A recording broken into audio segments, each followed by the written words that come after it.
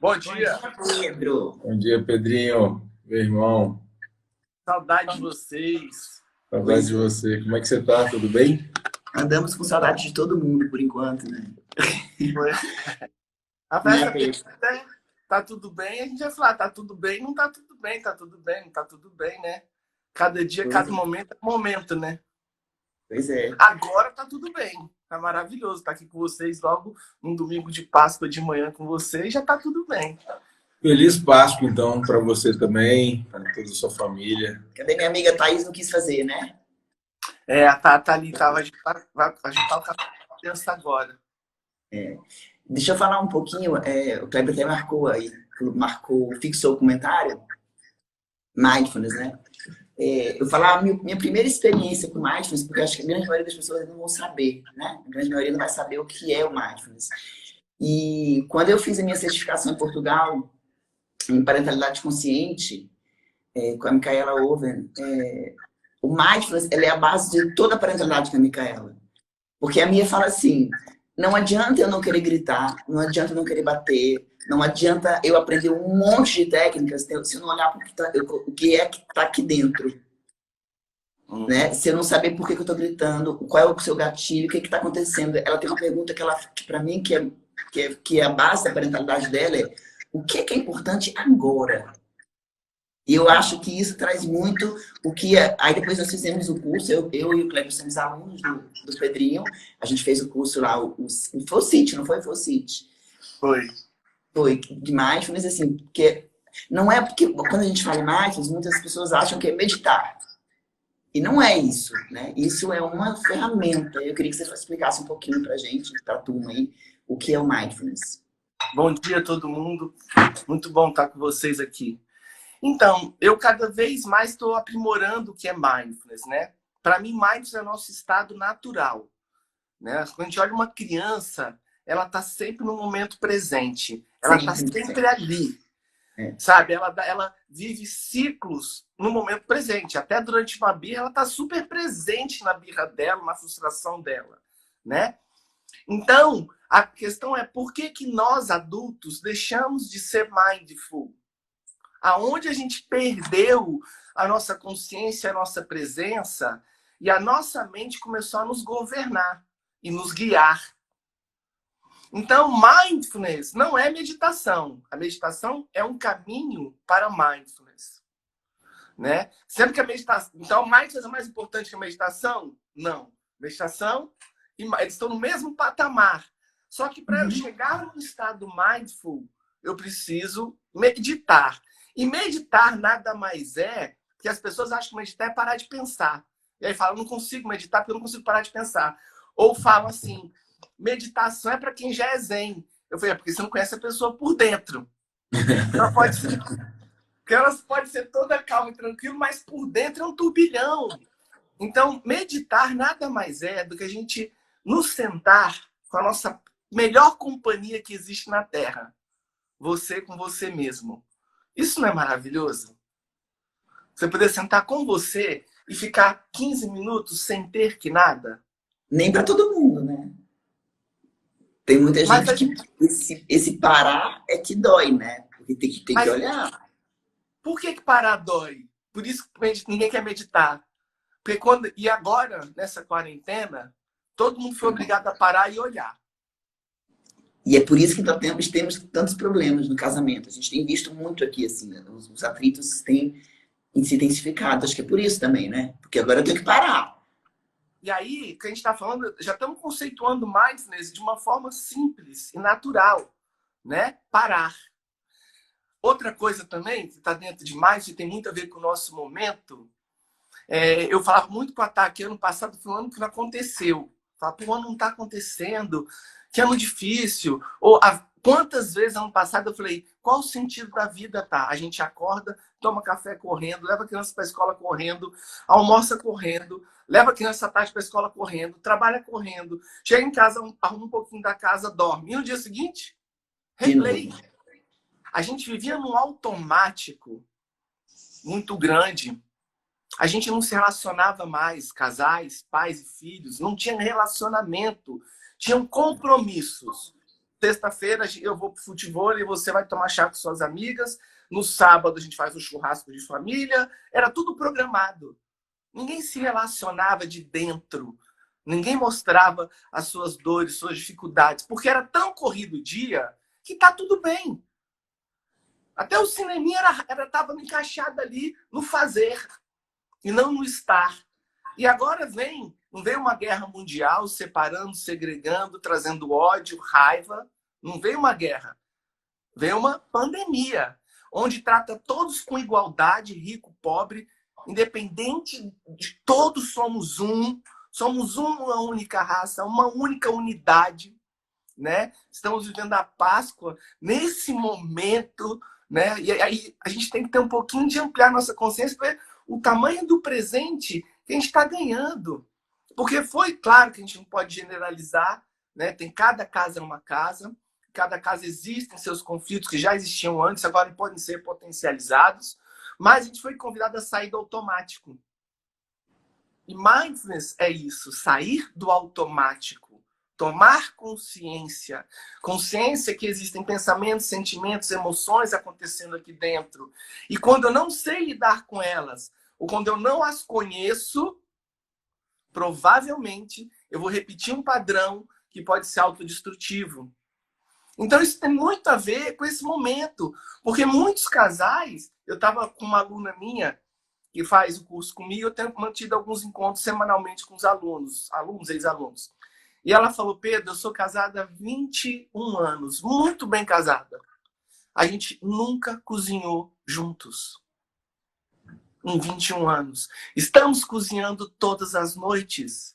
Estamos nos descobrindo, redescobrindo nosso casamento, reconectando. Isso é uma história bonita, né? Mas quantas oportunidades estamos tendo agora de estarmos dentro de casa? Porque a gente está sempre fora de casa. Literalmente. Fora, não nos habitamos, estamos fora de casa na rua. Agora você está dentro de casa e tendo que habitar o seu maior templo, o seu corpo, que tem emoções e sentimentos. E a gente nunca fica dentro do templo. Porque ficar dentro do templo tem sujeira. Tem que limpar.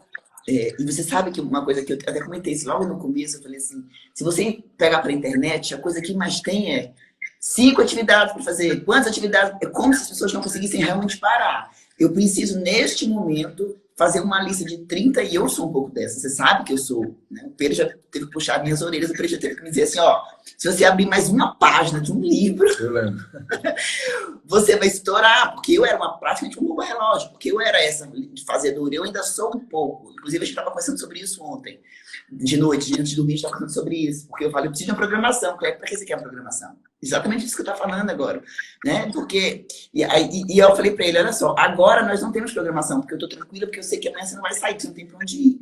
Mas já me angustia pensar que a quarentena vai acabar e eu vou ter que querer saber o que vai acontecer depois. Você vê, isso é um perfil meu, né? E isso é essa dificuldade de parar. E aí, uma vez me perguntaram assim, Juliana, você coloca no seu Instagram, sei lá, 5 atividades para fazer com as crianças. Eu falei, não vou colocar. Porque aqui, com elas, pelo menos, tem sido muito... A gente coloca uma rotina básica, que eu acho que também precisa ter uma coisinha básica, né? Eles têm aula pela manhã, eu tirei a tela deles de 2 às 4 da tarde, a minha também, então de 2 às 4 a gente não pega telefone, não pega computador, não pega nada. E a gente vai fazer o que vier, sem programação também. Eu acho que as coisas são muito improvisado e flexível. Eu acho que uma das coisas que eu aprendi com mindfulness é estar nesse estado de lidar, ser flexível com as coisas que acontece e também estar disposto a realmente você ser criativo, né? Então, por exemplo, no início da quarentena, a gente disse que iria fazer atividade física todos os dias.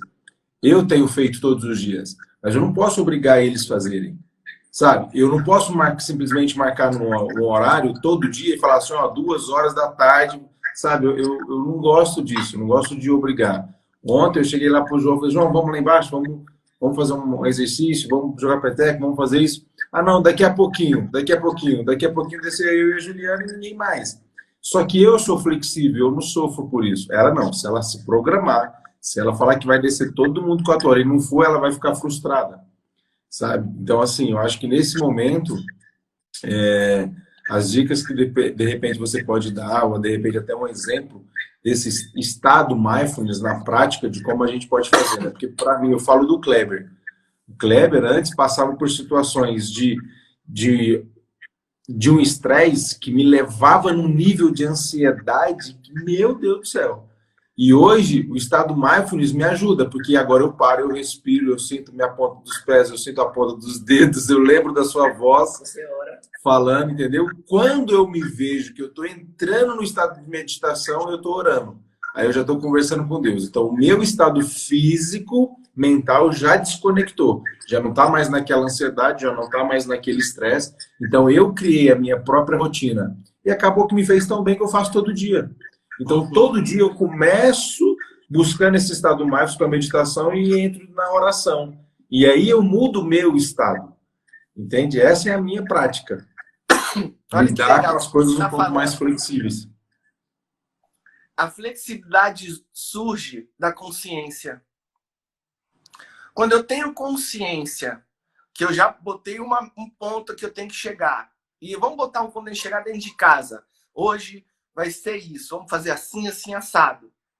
Eu percebo que a minha mente, meu corpo já projetou, criou uma expectativa. Quando eu tenho consciência, eu consigo voltar, ver a minha expectativa e falar, ok, agora vamos viver a vida. Exato. Mas isso é pode ser que isso aconteça ou não. Mas isso é intencional, né, Pedro? Isso é intencional. Isso é uma coisa que eu decido fazer. Mas é por isso que a gente tem que ter consciência. Que eu acho que o grande pulo do gato opa, me perdi. Volta. Não é? Aí você falou a palavra-chave. Intencional. Não é magia, não é pó do pirlim-pim-pim, não. É uma intenção de estar consciente. É uma intenção, e aí, de ser uma melhor versão a cada dia. É uma intenção de se superar, de ser melhor com você e com o outro. Então, quando eu tenho clara essa intenção, que eu fui, e eu posso, opa, e aí a consciência, a presença. Perdi minha presença. Ok, a gente vai perder a presença o tempo todo. Mas o mais bacana, em vez de ficar se cobrando, se culpando, se maltratando, que você perdeu a presença, é entender que o grande presente é voltar para a presença.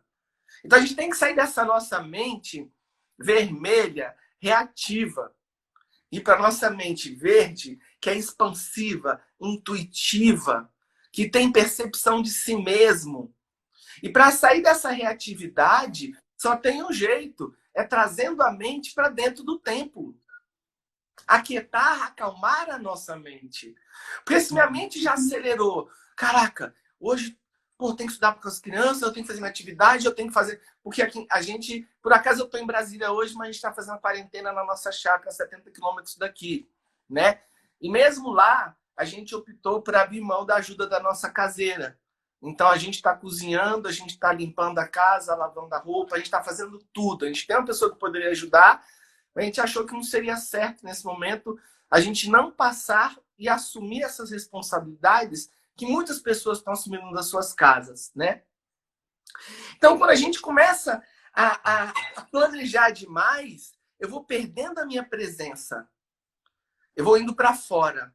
Eu vou entrando nesse estado que você falou do fazedor. Fazer, fazer, fazer. E quando eu começo a fazer, eu sou um trator. Eu não vou respeitar o tempo do outro. O tempo do outro que precisa de um pouquinho mais de tempo para acabar aquela atividade. Eu quero agora. Porque agora são 2 da tarde, hora de todo mundo descer para tomar um sol e caminhar.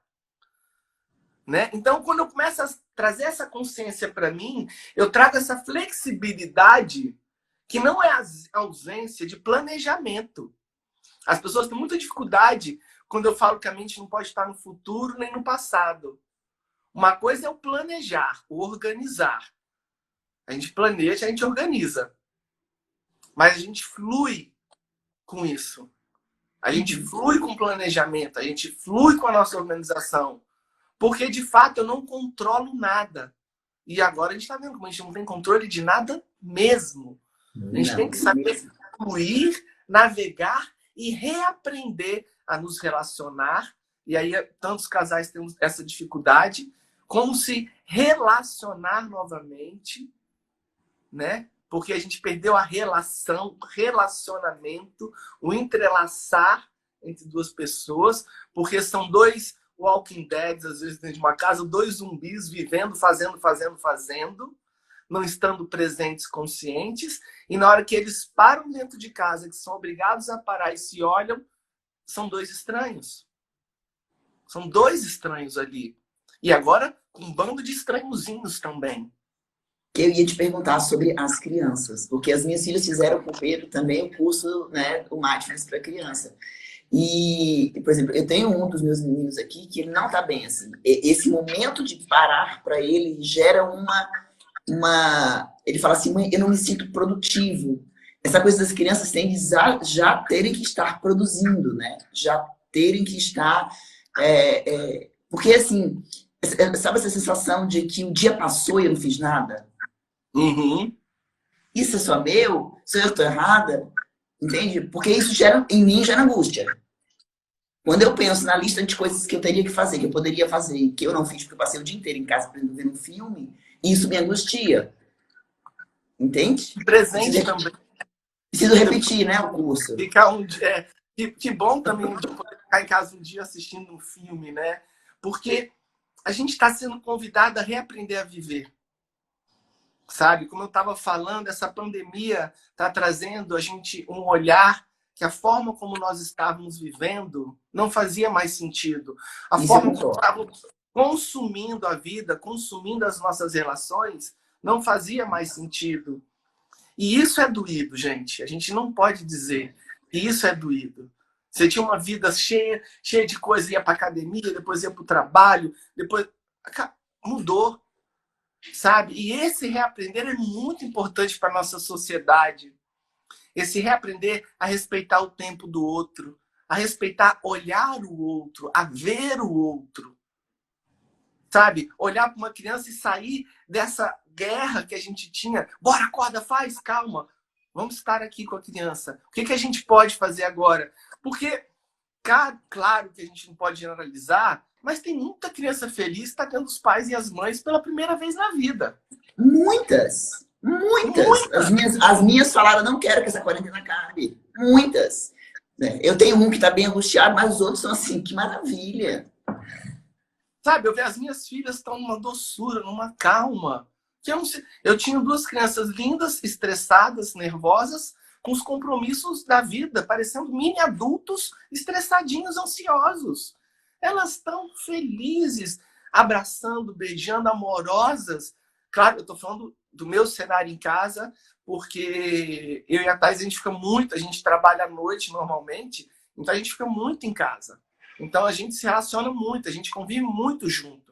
Então, para a gente estar junto um dia inteiro, 60, 90 dias, 24 horas, não é um problema, porque a gente já tem essa rotina, né? Eu entendo que para muitos casais é muito difícil, ainda mais se a gente for para casais que já tinham problema de relacionamento com violência, com abusos e com bebidas, né, com outras substâncias. Então, realmente, tem alguns casais que estão passando por um momento muito difícil. Mas eu vejo sempre como uma oportunidade, sabe? A gente pode crescer, a gente pode melhorar, a gente pode se desenvolver. E eu acho que esse é um grande convite. E quando eu olho para as crianças, eu vejo... Esses dias o pessoal falou, Pedro, o que eu posso fazer para os meus filhos meditarem? O que eu posso fazer para minha criança tentar ficar menos ansiosa? Aí eu começo lá no seu primeira fala, quando você fez o seu curso em Portugal. Como você está lidando com a sua angústia? Como você está lidando com a sua ansiedade? Porque se você começar a aprender a lidar com a sua ansiedade, você vai ensinar o seu filho a lidar com a ansiedade dele também. Agora, tratar a criança como o problema, a criança não é o problema, ela é o resultado. Ela é a consequência. Uma esponja, né? Ela é a esponja do ambiente onde ela está inserida. Então, eu lembro muito que meu professor, o Martin Edward, lá da Inglaterra, a gente estava conversando sobre isso e alguém perguntou, e como é que eu boto uma criança para meditar? Ele falou, olha, para que você quer ensinar a criança a meditar se você faz ela pular da cama, cedo, tomar café correndo, para a escola correndo, para almoçar correndo, para voltar para a escola correndo, para voltar da escola à noite correndo, para tomar banho correndo, porque ela tem que dormir correndo, porque no dia seguinte vai começar tudo de novo correndo. Sabe? É uma loucura, né? É uma loucura que a gente faz. É uma loucura. Aí ele falou, você quer ensinar a criança a meditar? Eu falei, minha sugestão primeiro seria, mude a sua rotina. Acorda mais cedo. Aumenta o espaço do almoço. Tira uma atividade da tarde. Dê mais tempo para a criança ser criança. Isso. Naturalmente ela vai meditar. Naturalmente ela vai se acalmar. Eu aqui, Pedro, tem uma coisa que as pessoas sempre me perguntaram assim, mas seus filhos não fazem atividade de tarde? Seus filhos não fazem. Eles têm a escola e tem o ano passado a gente fez inglês com o professor particular que vinha em casa. Mas eles ficam... Luiz gosta de parkour, então assim, eles almoçam 2 dias na escola e fazem atividade porque amam. O meu filho dá umas piruetas lá, eles adoram. As meninas amam o circo, voltam para casa, acabou. Eles têm... Porque o que acontece é que a gente enche tanta de atividade para não parar mesmo, né? Então, isso aqui é uma coisa que eles realmente ficam muito... Essa coisa de encher as crianças de atividades, né? Como se eles precisassem chegar em algum... Essa coisa do que você vai ser quando crescer, como se eles já não fossem algo hoje. Não é? Essa pergunta é muito cruel. Isso, né? A gente quer ser, porém já somos. Tem uma pergunta aqui. A gente esqueceu que somos. Pergunta aí. Tem uma pergunta aqui, Pedro. Tem uma pessoa que às vezes ela acorda de madrugada para amamentar e pensar em um monte de coisas que tem que fazer. E aí ela não consegue mais dormir. Como que ela pode fazer isso de uma forma mais leve? Legal. Eu acho que ela já respondeu, né? Eu gosto, a gente é intuitivo, né? Eu acordo e já começo a pensar. Então ela já percebeu, ela já está consciente que o problema não é amamentar a criança. Porque tem gente que acha que isso é um problema. Não é isso. A questão é que a mente dela fica inquieta. E a mente dela... Aí vamos entender da fisiologia. Quando a mente dela fica inquieta, o corpo dela entende o quê? Que algo está acontecendo. Alerta. Ele entra, vamos para o cérebro vermelho, né? Aquela coisa, ele vai para o alerta, ele vai acionar. Se ela pudesse pensar, nossa, tá acabando o leitinho, eu tenho que comprar. Nossa, amanhã tem que comprar baby wipes. Nossa, amanhã minha ajudante não vai estar aqui, porque eu estou na quarentena sozinha. Ela começa a liberar internamente, o corpo dela começa a se preparar para ter que lidar com esse problema. Hipervigilância. São 3 horas da manhã. Então o corpo dela vai acionar o sistema simpático dela, liberando hormônios do estresse, fazendo que ela entre no modo fazedor. Porque o corpo dela não... O corpo dela, a mente, o cérebro dela, só está recebendo estímulos que temos que fazer algo. Ele não fala assim, não, gente, são 3 horas da manhã, ela só está... A minha mente está viajando, ela só está pensando um monte de coisa que é para fazer amanhã, 9 horas da manhã. Fica relax aí, galera, não precisa acionar nada não, que é só um devaneio desse ser humano aí. O corpo não tem essa inteligência. Agora, eu tenho essa inteligência de falar, opa, para. Por isso que eu falo aquietar a mente. Não é parar de pensar, não é mudar a forma de ver a mente. É entender que a mente é uma criança jovem, curiosa, que tudo que você der para ela, ela vai ficar pensando e construindo em cima. E ela ama isso. Então eu estou falando que existem 2 mentes dentro da gente. Existe a mente, que é o processador de dados, que ela vai questionar, julgar, comparar, criticar, porque ela quer resolver a situação. A gente passou a viver muito mais nessa mente. Porque eu tenho dito assim, você olha o seu extrato bancário, você checa o dado, você soma lá, pô, tá errado, deixa eu ver de novo meu extrato bancário. A mente produz dados. A gente consegue rever o dado produzido pela mente? Eu checo para ver se aquele dado que minha mente me trouxe, comprar fralda 3 horas da manhã. Peraí, isso é verdade? É agora? Peraí, deixa eu me organizar. A gente não para falar, peraí. A gente entra nesse looping, fralda. Nossa, não comprei o leite. Ai, e a mente fala assim, oba, adoro isso. Adoro. A gente alimenta, né? Ela fica, oba, mais coisa pra gente resolver. Massa, delícia. Essa é a mente que ela é importante. Porque ela nos traz dados para que a gente, com dado produzido para ela comprar fralda e leite que está faltando.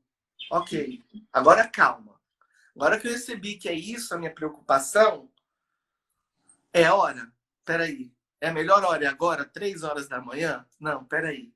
Agora, tem essa mente expansiva, intuitiva, criativa, que consegue lidar com essa mente que produz esse dado. Esse dado, eu trago meu discernimento e consciência para que eu possa responder no melhor momento. Então, para essa mãe, ela já está fazendo uma das belas... Eu não sou mãe, né? Sou pai. Mas a Thaís amamentou as 2 filhas nossas, a Clara até 2 anos e 4 meses.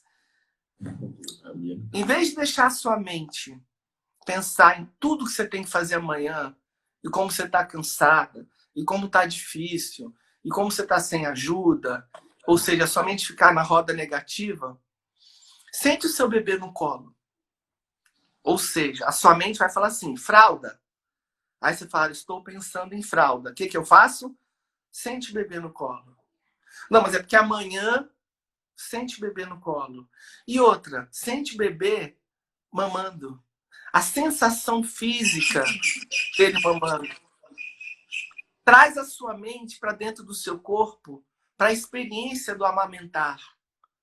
Sente você sentada talvez na cama ou numa poltrona, o seu corpo sentado na poltrona. Respira junto com o seu bebê, porque, né, é peito com peito, pele com pele. Sente essa pele com pele, sente esse afeto. Porque quando você está segurando o bebê e você está segurando ele com aquele carinho todo, esse toque seu no bebê é um toque acalentador para o bebê. Você está dando, mas você está recebendo amor. Porque na hora que você bota o seu amor em movimento, esse movimento é cíclico. Isso começa a girar. Então, em vez de ir para a sua mente que enlouquece, perceba que você falou, ela falou, eu percebo que eu entro numa cadeia de pensamentos. Percebe que você está na cadeia de pensamentos e volta para esse contato. Olha no olho do bebê. E eles precisam, né? Eles precisam disso. O bebê precisa disso. Usa os seus sentidos maternos, né? O seu sentido da mãe protetora, da leoa, e se conecte com essa beleza da vida, você nutrindo o ser, você alimentando o ser, você trocando com o ser. Eu tenho certeza que se ela focar nessa experiência, a mente dela vai aquietar e na hora que ela deitar, ela vai estar em êxtase. Talvez ela não durma por tamanha plenitude e êxtase de amor e vida. Mas que delícia não dormir por isso. Mas eu tenho certeza que ela vai dormir. Ela respondeu aí, maravilha. Perguntaram aqui se existe alguma idade nas crianças para começar essas práticas. De fato, a gente considera que a melhor idade é a partir dos 7, 8 anos, quando ela já está sabendo, aprendeu a ler, escrever, porque ela já começou a ativar o córtex dela pré-frontal, né? Então, ela já está, o córtex nosso pré-frontal, hoje em dia, só vai ficar pronto, maduro, aos 21, 22, 23 anos. Então, por isso que tantos adolescentes não conseguem lidar com tudo, porque o córtex pré-frontal, tomada de decisão, consciência, clareza, ainda não está pronto. Então, por isso que a gente tem que ter uma compreensão maior como lidar com os adolescentes. Eles ainda estão em formação. É uma hora que temos que ajudar a formar esse córtex, fortalecer esse córtex. Então, para as crianças, o ideal é começar com 7 anos. E outra coisa, você não vai virar para uma criança de 7 anos falar assim, bota a bunda na cadeira, fecha os olhos, vamos meditar. Você está dando ela para o inferno. Certeza. Aí eu te pergunto, você bota a tua bunda na cadeira, fecha os olhos e medita? Não, mas tua criança tem que meditar. Então, peraí. Eu acho que a meditação para a criança é um presente para a família. Falávamos no início da dificuldade de relacionamento nesses momentos de crise que estamos vivendo. Eu vejo que a meditação, nesse momento, é um presente para que a família se conecte, se reconecte. Então, quando alguém fala, quero ensinar meu filho a meditar, eu falei, que presente e oportunidade a sua família está ganhando. Porque você vai ter que meditar junto. Você vai ter que brincar junto do meditar. Você vai ter que estar com ele na meditação.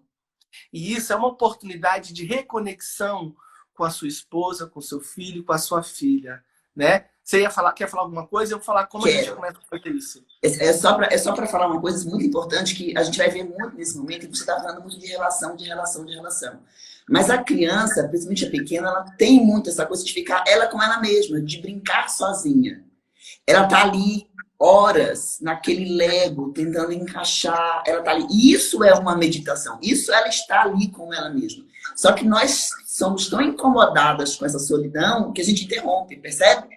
É tudo bem? Você quer comer alguma coisa? É como se a gente se incomodasse da criança estar sozinha durante muito tempo. E naquele momento ela está desenvolvendo foco. Ela tá ali desenhando. Carol, ela fica horas ali. E você conhece minha Carol, né? Ela fica ali. Ela faz uma mandala na mão que não tem um lugar vazio. Ela fica horas ali. Isso é desenvolver foco. Isso aí, a cabeça dela tá ali. Mas ela é muito mindfulness, né? A criança é muito mindful. Então ela tá ali o tempo todo, em tudo que eles estão fazendo, eles estão meditando. Então, e a gente às vezes acha que a gente tem que estar ali se relacionando, brincando junto. E às vezes, o estar só é importante para eles também. Só que quando é pequenininho, percebe que a gente interrompe. Tá tudo bem, você quer comer alguma coisa? Você fica com pena da criança estar sozinha. E acho que a gente precisa falar que o relacionamento, às vezes, dele com ele mesmo também é fundamental, né? Deles ficarem só, às vezes, né? Aí você já respondeu. A criança precisa aprender a meditar? Ou sou eu que eu preciso aprender a lidar com a minha carência? Com a minha criança carente que quer atenção? Tá entendendo? Porque o que você tá falando é o quê? É uma criança carente exigindo atenção. Só que quando é a criança exigindo atenção, o pai fala, não tá entendendo que eu tô trabalhando? Depois eu vou te dar atenção? Que saco! Pô, que criança chata, que atenção o tempo todo, parece um labrador. Que é o tempo todo atenção. Agora eu pergunto, Pedro, olha só. E você, Olha só que interessante. Isso me lembrou algo que aconteceu ontem, porque nos últimos dias da semana, inclusive, nós fizemos uma rotina e eu brinquei aqui que os cuecas iam para a cozinha, né? Então, quarta-feira foi o Luiz, quinta-feira foi o João, sexta-feira foi o Pedro, e acabou que a gente ficou na cozinha todos esses dias. Ontem, coincidentemente, a gente não fez esse momento do jantar. Cada um veio vindo aos poucos, foi fazendo seu sanduíche, seu pão, seu lanche. Eu fiz um wrapzinho para mim, para a Juliana, a gente estava escutando uma pregação. E aí, nós fomos para o quarto e a gente falou assim, nossa, vamos ficar lá no quarto, só nós dois? Vamos deitar na cama e vamos ficar conversando? E foi muito legal, mas não durou 2 minutos. Porque aí veio a Bia, aí daqui a pouco veio a Duda falar um negócio da Carol, aí a Carol veio se defender, eu falei assim, Carol, peraí, vamos ver quanto tempo a Nanda chega aqui? Aí daqui a pouco a Nanda não apareceu, mas apareceu o João e o Luiz, quando a gente viu, só não estava Pedro, mas estava todo mundo em cima da cama, em volta da gente, conversando, rindo, e a Juliana me abraçou e falou assim, nossa, eu gosto tanto disso, e agora me veio, né? O porquê, a gente está numa rotina, de repente, a gente está se acostumado a ficar juntos ali durante a noite, durante o jantar, e ali em volta da mesa da cozinha. E parece que eles sentiram a necessidade disso. E eles são tão presentes com eles mesmos, porque bastou escutar que um estava, foram todos, né? E eu acho que agora esse momento é exatamente um momento para a gente aproveitar a oportunidade de deixar as nossas regras um pouco de lado, né? Porque alguns meses atrás a Juliana jamais deixaria eles entrar e subir na cama, hora para dormir, hora para fazer aquilo. E ontem ela me abraçou e falou assim, nossa, que bom, que gostoso, olha que momento. Eu não lembro a última vez que os meus filhos subiram na cama aqui e a gente aqui, entende? Então, assim, a gente está se reconectando de uma forma ou de outra, mas a gente estando, acho que bem, né? Igual a gente estava muito bem. A gente precisa olhar mais para as crianças, né, Pedro? Eles fazem isso mais fácil. Eles ensinam muito para a gente, né? Tem uma coisa bonita no que você falou, em cima do que a gente está falando, que é na hora que nós demos espaço para eles, nós fomos para o nosso ninho, ficar juntos e demos espaço, deixamos eles livres, eles vieram para o ninho. Sim. Eles voltaram para o ninho. E estávamos todos juntos de uma forma espontânea, Exato. livre, amorosa, intuitiva. Exato. Né? Então, a gente tem que segurar a nossa carência, porque a gente sufoca a criança. E ela começa a ser ansiosa porque a gente sufoca ela exatamente quando ela está ali no Lego e eu falo: quer um bolo? Ela... Aí você vai: tô falando com você. Quer um bolo? E ela me responde.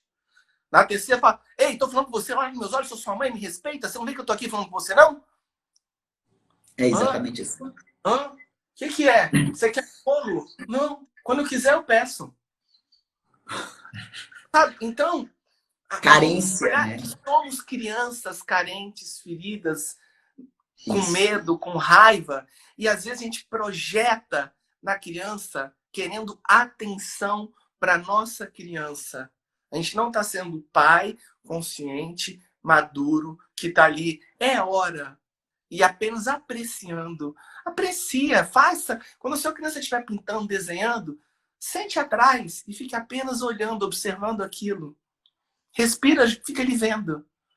Eu tenho certeza que se você ficar quietinho, uma hora ela vai te olhar, vai te dar um sorriso, ou vai vir te dar um beijo, ou vai falar um te amo espontâneo. E vai ser maravilhoso. Então, a criança, ela já está na meditação. Ok.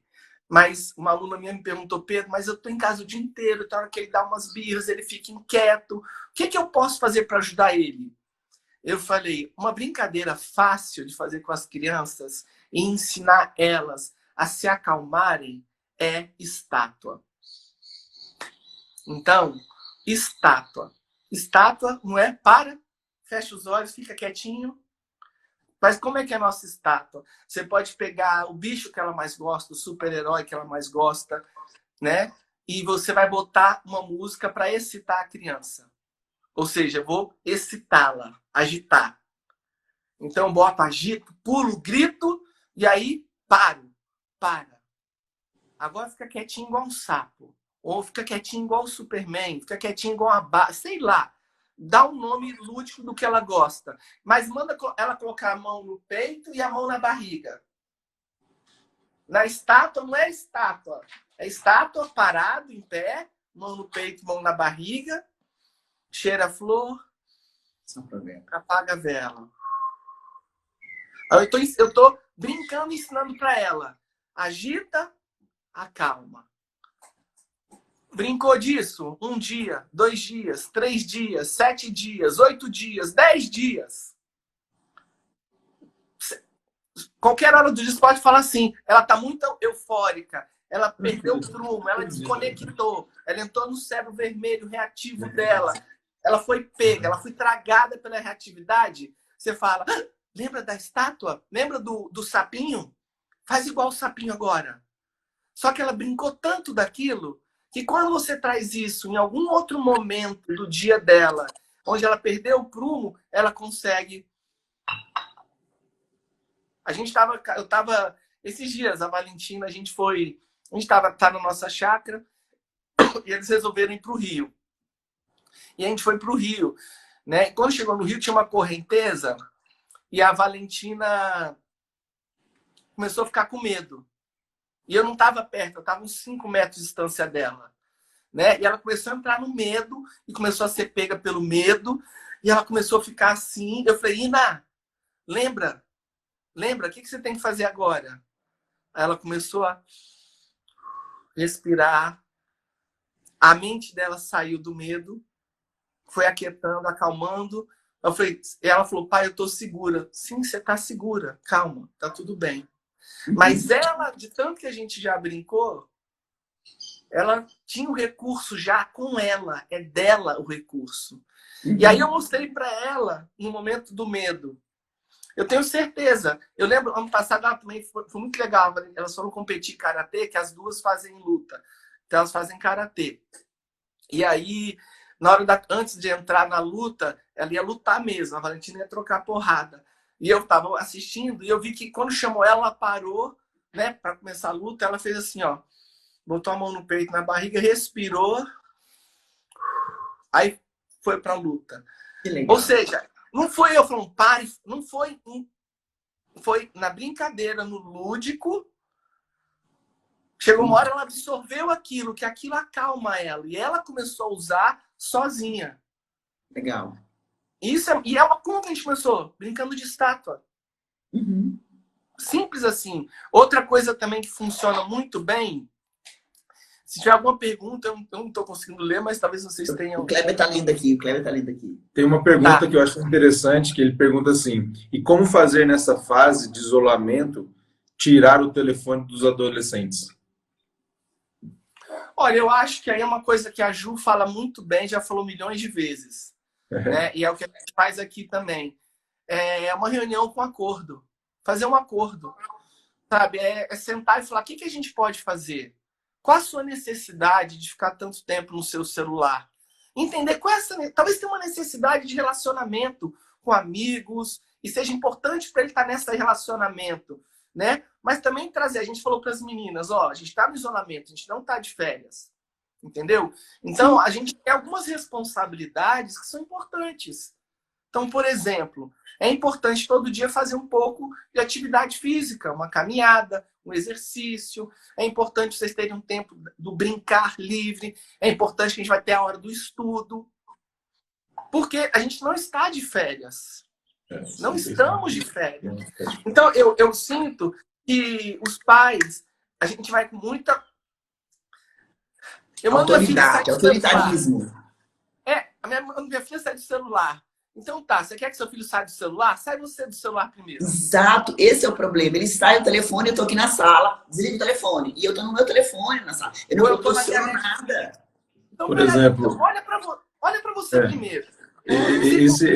Esse negócio de olhar e dar exemplo é muito interessante. Então, por exemplo, a Juliana, direto, ela tem ou ficado aqui nessa mesa ou lá dentro do quarto, e ela abre a agenda, abre a Bíblia, abre uma anotação, abre um livro, e ela senta e ela se concentra.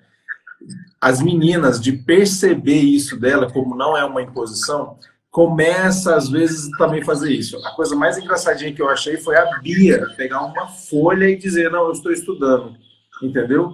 Por quê? Porque a criança imita os pais. Ele vai imitar. Agora, o que você está falando? Como é que você quer tirar um telefone do adolescente se você não larga o telefone? Porque você está na sua ansiedade, olhando no Instagram, olhando notícias, dados da pandemia, entende? Gráficos da pandemia, você pode. Então, assim, a primeira coisa é isso. Segunda coisa, eu acredito muito que uma conversa honesta, sem imposição, uma conversa onde eu conto qual a sua necessidade de ficar tanto tempo no seu celular. Deixa eu entender. O que você está vendo? O que você está fazendo? Deixa eu entender. Ah, poxa, legal. Então, tudo bem você ficar no celular, mas também é importante você se movimentar. Não sei se você está vendo, mas eu e sua mãe estão passando pano na casa todos os dias. Sabe que você pode fazer alguma tarefa, arrumar seu quarto, que seja, varrer o seu quarto, arrumar sua cama, pegar suas roupas na lavanderia, levar para dentro do quarto. O que você pode ajudar nisso também? Para eu ter mais tempo livre também, porque eu também quero ficar no meu celular, tendo meu tempo livre também. Mas a gente achou que tem que mandar, Pedro. A gente entendeu que pai e mãe precisa mandar, precisa ter ordem. Quando a gente senta para ter uma conversa dessa, as pessoas entendem que estão abrindo mão do controle. E é pelo contrário. Que controle? Eu não preciso desse controle. Eu não preciso desse controle, exato. De nada. Essa pandemia tirou o seu controle, te Total. tirou do seu trabalho, te tirou do chão. Você está tendo que reaprender tudo. Isso. Então reaprenda. Que presente. Estamos, claro, não podemos generalizar. Tem casas que estão passando por momentos difíceis mesmo de relacionamento. Eu entendo. Mas mesmo essa casa que está com dificuldade, olha o presente.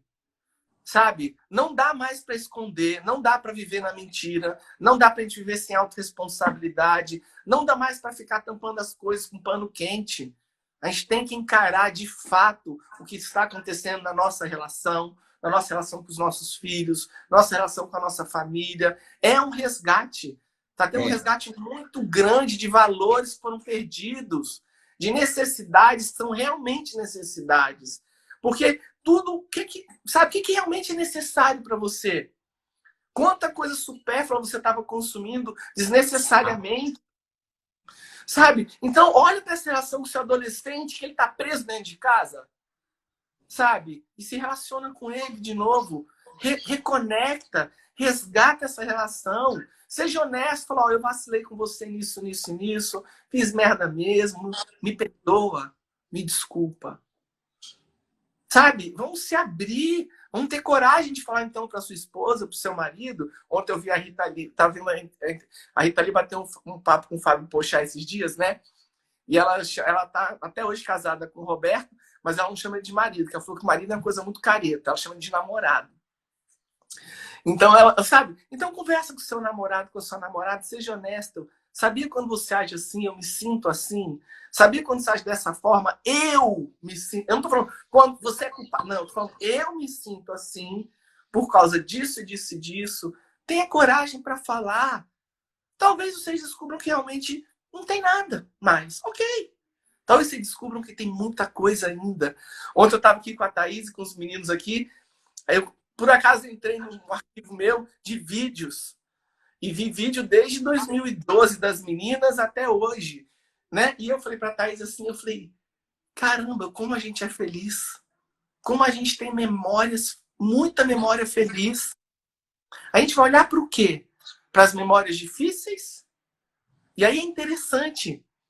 Tanta memória divertida, feliz, tanta coisa divertida, bonita, que a gente não guarda na cachola. Não. Agora, todos os momentos difíceis você guarda. Sim. Toda dificuldade você guarda. Então, voltamos. Eu não acho que existem emoções negativas e emoções positivas. Para mim, a gente tem que acabar com essa baboseira. Existem emoções. Todas são bem-vindas. Todas são bem-vindas. Todas são oportunidades. A natureza humana experimenta a raiva, a inveja, os ciúmes, tudo isso. E isso é maravilhoso, tá? Mas eu não gosto do positivo e negativo. Mas para falar o que eu vou falar, eu preciso usar negativo e positivo.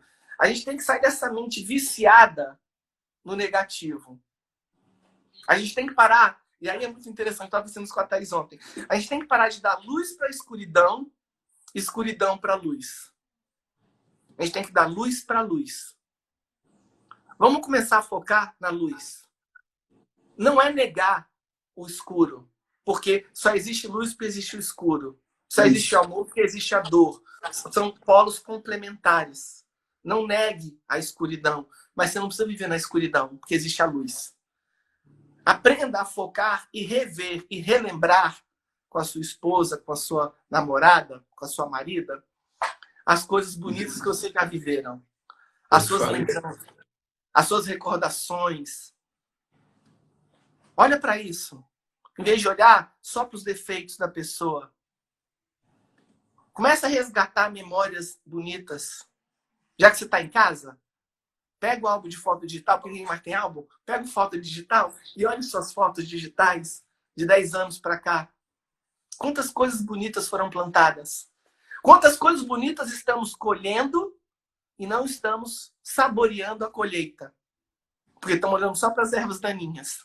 Mas a colheita está cheia de coisa linda. Cheia de coisa bonita florescendo. Então, mindfulness é isso. É quando eu volto para o meu centro e eu vejo a luz e a escuridão. E a quem eu vou dar atenção? Intencionalmente, né, Pedro? Intencionalmente. Eu não vou negar a minha dor, mas eu vou acolher a minha dor. Eu vou sentar com a minha dor porque ela é transitória, passageira, impermanente. Ela é só um visitante que bateu na minha porta. Eu for na sua casa, você recebido com carinho. Vou ter um bom café, que eu sei que você gosta de um café, né? Talvez o Cléber faça uma carne gostosa para mim. Eu vou ser recebido dessa forma. Como você tem recebido a sua ansiedade, a sua raiva, o seu medo? Mindfulness é quando eu consigo ir para dentro de mim, encontrar um lugar seguro, protegido, que me permite entrar em contato sem me perder o envolvimento, mas como um belo observador gentil dessa parte escura que ainda habita em mim, sem esquecer a luz que já brilha em mim, a luz que já brilha em mim. Eu não tenho que procurar luz. Já estou brilhando. Eu sou o sol. Sim. Entende? E o sol dorme, às vezes fica escuro. Mas Mindfulness é essa consciência que me permite, agora, intencionalmente, direcionar a minha atenção de uma forma gentil, amorosa, verdadeira, honesta, com autorresponsabilidade para esse outro que eu me relaciono. Eu E a acho que você falou. meditação é o grande treino. Eu acho que você falou, Pedro, uma coisa assim que a gente faz muito pouco, olhar pra gente de uma forma gentil. Porque a gente aprendeu a se punir o tempo inteiro. Eu acho que essa é a grande dor hoje, assim. A gente, eu vi uma moça falar sobre choro, a gente chora com ódio porque tá chorando. A gente chora, assim, com ódio na nossa fraqueza, às vezes. Mas nós somos gentis com a gente. Não aprendemos a ser gentil. A gente, às vezes, é muito mais gentil com o outro, mas não é com a gente. Né? Nós nos punimos muito. Aí que você vê, né? Você ama o outro. Se você não se ama, você não ama o outro. Não é, como é que é a história lá? Não é amar o próximo como você ama a si mesmo? Como é que você ama o próximo e não se ama? Então começa a sentar a bundinha na cadeira e aprende a se amar. Aprende a ser gentil com seus pensamentos, ser gentil com seus comportamentos. Aprenda a ficar com você na dor, na sua ansiedade. Quando você começar a receber esses visitantes bem protegido, claro, e a meditação nos ensina a ir para esse lugar protegido, você começa, então, a saber lidar com o outro também, sabe? Eu vi aqui uma pergunta aqui, em crise de raivas, vale a pena brincadeira da estátua? Eu falo, vale, mas primeiro você já tem que ter brincado de estátua algumas vezes, senão não vai funcionar. Você vai botar... Então, assim, primeiro você brinca. Depois de você brincar várias vezes, você tenta inserir nesses momentos. E você vai se frustrar, porque não vai ser de primeira. Mas com o tempo, ele vai entender. Agora, por favor, né, pai e mãe? Você não vai fazer a brincadeira e só a criança bota a mão no peito e na barriga, né? Você também bota a mão no peito e na barriga e aprende a respirar com seu filho, porque ele está te chamando e te ensinando isso. Talvez tudo que seu filho... Se seu filho soubesse um pouquinho mais, ia falar, papai e mamãe, vocês estão precisando respirar, vocês estão ansiosos. Porque talvez uma birra, uma crise de raiva, seja, vocês não estão me dando atenção de uma forma gentil e amorosa. Vocês estão me dando atenção com raiva e ansiedade. Uma comunicação. Talvez seja a forma que ele esteja expressando. Né? Então, entenda, você primeiro faz e você ensina seu filho. Você quer ensinar seu filho a brincar de estátua? Massa, mas eu vou te dar um dever de casa. Todo dia você vai sentar 2 minutos, parar e você vai brincar de estátua durante 2 minutos, 3 vezes no dia. Depois que você fizer isso 7 dias, você pode fazer com seu filho. A hora passou voando, vai desligar. Caramba. Pedro, obrigada, muito obrigada. Uma aula, mais uma vez uma aula. Obrigada mesmo. Nossa, obrigada, já foi uma hora. Já. Aí ela desliga, o conto ela desligou sem avisar. Tá. Eu vou deixar salvo aqui.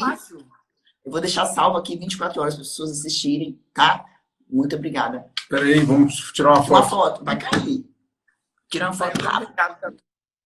Vai, então. Peraí. Pode falar, Pedro. Não vou falar na foto, não. Vou ficar sorrindo então, na foto. Vai. Sorrindo aí. Pronto, pode falar. Eu já tinha te falado, convidar as pessoas todo dia, 12h15. Eu tenho feito uma meditação guiada no Instagram, todos os dias, cada dia um tema. Essas meditações eu também estou subindo no YouTube e no Spotify, no podcast Pedro Lobo Mindful. E eu gravei uma série que eu ainda tenho que subir, eu não subi, porque eu só estou ouvindo o áudio de novo, melhorando ele um pouquinho, onde eu falo de mindfulness para as crianças, explico essa brincadeira, ensino como umas técnicas também para começar a brincar com a criança na hora de dormir, para quando ela ficar ansiosa à noite, ter medo à noite. Então eu estou gravando já gravei esses episódios, eu vou subir no meu canal do podcast também do Spotify, em breve vai estar lá quem quiser ouvir e ver. vai ter algumas dicas lá também. Beleza. Gente, eu vou marcar o Pedro aqui. E todo mundo que assistiu, compartilha para todo mundo poder assistir, porque a gente tem muito que aprender nessa live hoje. Muito. Marca aí o Pedro. Vamos, todo mundo compartilhando os stories e marcando para assistir, porque realmente muita gente precisa assistir isso aí. Não é isso?